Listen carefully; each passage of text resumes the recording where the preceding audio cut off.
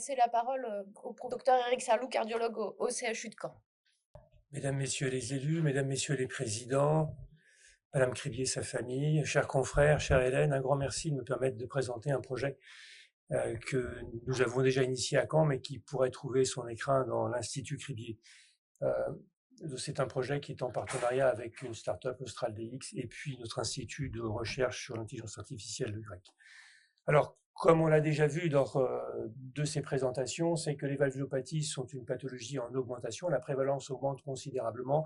Ça devient une pathologie assez fréquente au-delà de 65 ans et on estime que 12% des sujets dans le monde entier au-delà de 75 ans sont impactés par cette, j'aurais moins de torticolis, par cette atteinte. En fait, la prévalence augmente, elle augmente rapidement. Certains auteurs parlent de next cardiaque épidémique, donc on va avoir une épidémie de patients, mais ils vont pas tous arriver, on va voir, et qu'on aura 30 à 60 millions de patients atteints d'ici 2050. C'est une pathologie qui est caractérisée par plusieurs choses. Elle peut déboucher sur de l'insuffisance cardiaque, une grande mortalité, mais elle est pernicieuse parce que souvent la maladie ne donne pas beaucoup de signes. Et donc elle évolue pendant très longtemps, jusqu'à 65, 75 ans, et quand elle commence à donner les signes, c'est souvent trop tard. Les premiers signes sont loin de la fin de l'ultime développement. Et donc, on a un problème parce qu'on a quand même de plus en plus de thérapeutiques pour agir à ce moment-là sur des patients fragiles. Donc, le TAVI, c'est fantastique. On peut arriver à traiter des patients sans chirurgie, donc avec peu d'invasivité.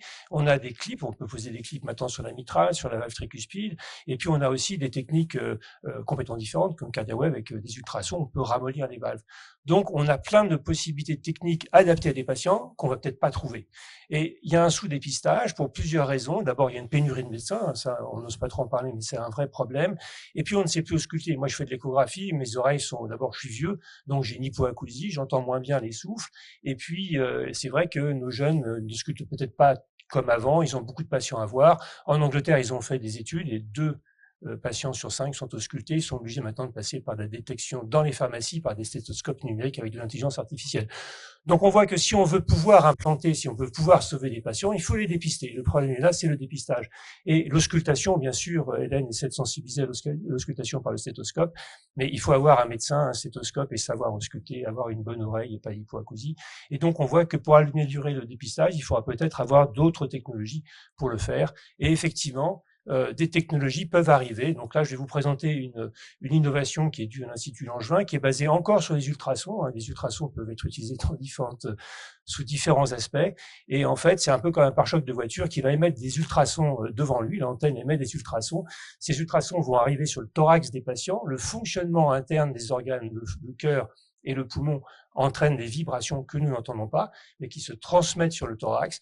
Et ces ultrasons, en revenant à la machine, vont donner une cartographie des vibrations qui se propagent sur le thorax en 2 dimensions et dans le temps. Et on peut imaginer avoir une cartographie, c'est comme si le garagiste mettait la main sur le capot de la voiture et dit ça vibre bien, c'est un bon moteur, ça, c'est pas tout à fait normal, il y a peut-être une anomalie. Voilà le principe. Alors, il n'y a même pas besoin de poser la main sur le thorax des patients. Ça se fait par une main invisible qui sont des ultrasons qui vont enregistrer ces vibrations.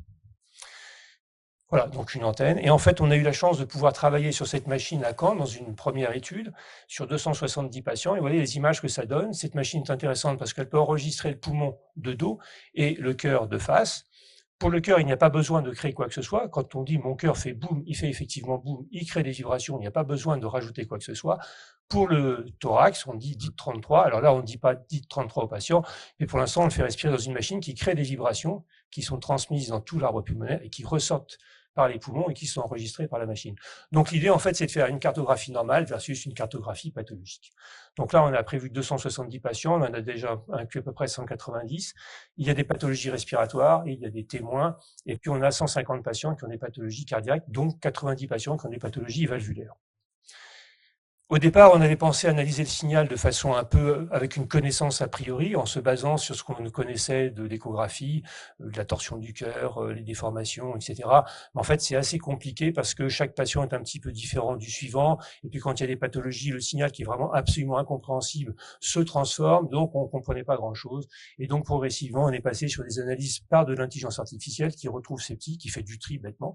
Et en fait, là, on commence à avoir quelques résultats. Donc, on a mis 3 slides comme ça. Donc, Donc, quand on compare, on n'a pas encore beaucoup de patients, on espère que l'IA, et en augmentant le nombre de patients, on augmentera aussi la pertinence de nos résultats. Si on prend toutes les cardiopathies versus les contrôles, on a quand même une sensibilité à 80%, une spécificité à 72%. Si on s'intéresse que au groupe des valvulopathies versus contrôle, on a une sensibilité à 88%, une spécificité qui est perfectible, mais qui est quand même pas si mal que ça par rapport à une auscultation d'un hypoacousique, hein, comme moi. Et si on s'intéresse aux sténoses aortiques, on arrive à une sensibilité de 99%, ce qui est quand même pas si mal.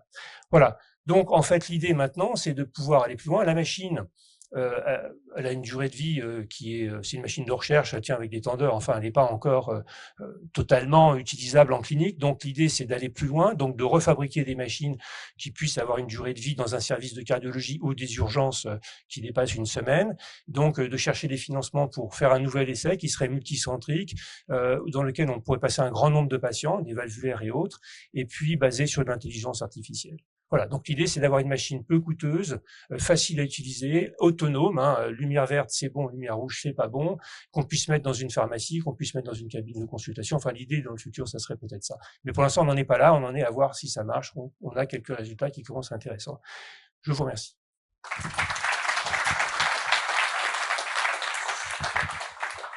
Merci beaucoup, Eric.